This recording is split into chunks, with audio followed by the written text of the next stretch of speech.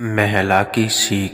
शादी की सुहाग सेज पर बैठी एक स्त्री का पति जब भोजन का ताल लेकर अंदर आया तो पूरा कमरा उस स्वादिष्ट भोजन की खुशबू से भर गया।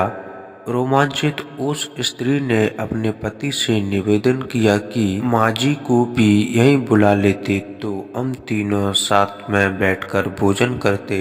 पति ने कहा, छोड़ो उन्हें, वो खाकर सो गई होगी, आओ हम साथ में भोजन करते हैं। प्यार से उस स्त्री ने पुनः अपने पति से कहा कि मैंने उन्हें खाते हुए नहीं देखा। तो पति ने जवाब दिया कि क्यों तुम जिद कर रही हो, शादी के कार्यों से थक गई होगी इसलिए सो गई होगी, नींद टूटेगी तो खुद भोजन कर लेगी, तुम आओ हम प्यार से खाना खाते हैं। उस स्त्री ने तुरंत डिवोर्स लेने का फैसला किया और डिवोर्स लेकर उसने दूसरी शादी कर ली और इधर उसके पहले पति ने भी दूसरी शादी कर ली। दोनों अलग अलग खुशी घर गृहस्थी बसाकर खुशी खुशी रहने लगे। इधर उस स्त्री के 2 बच्चे हुए जो बहुत ही सुशील और आज्ञाकारी थे।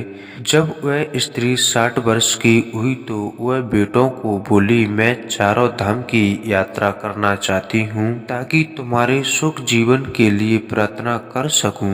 बेटे तुरंत अपनी माँ को लेकर चारों धाम की यात्रा पर निकल गए। एक जगह तीनों माँ बेटे भोजन के लिए रुके और बेटे भोजन परोसकर माँ से खाने की विनती करने लगे। उसी समय उस स्त्री की नजर सामने एक फटे आल, भूखे और गंदे से एक वृद्ध पुरुष पर पड़ी जो इस स्त्री के भोजन और पुत्रों की तरफ बहुत ही कतार नजर से देख रहा था।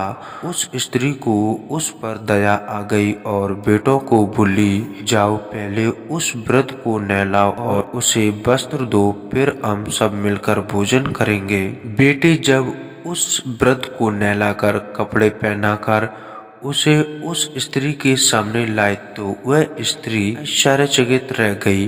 वह वृद्ध वही था जिससे उसने शादी की सौगात को ही डिवोर्स ले लिया था।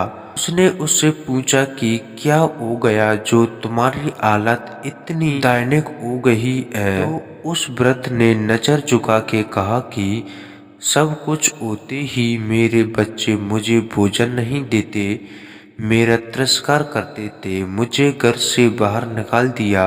उस स्त्री ने उस वृद्ध से कहा कि इस बात का अंदाजा तो मुझे तुम्हारे साथ सौगात को ही लग गया था जब तुमने पहले अपनी बूढ़ी माँ को भोजन कराने के बजाय उस स्वादिष्ट भोजन की ताल लेकर मेरे कमरे में आ गए और मेरे बार बार कहने के बावजूद भी आपने अपनी माँ का तिरस्कार किया। उसी का फल आज आप भोग रहे हैं। जैसा व्यवहार हम अपने बुजुर्गों के साथ करेंगे उसी देखा देख कर हमारे बच्चे में भी यह गुण आता है कि शायद यही परंपरा होती है।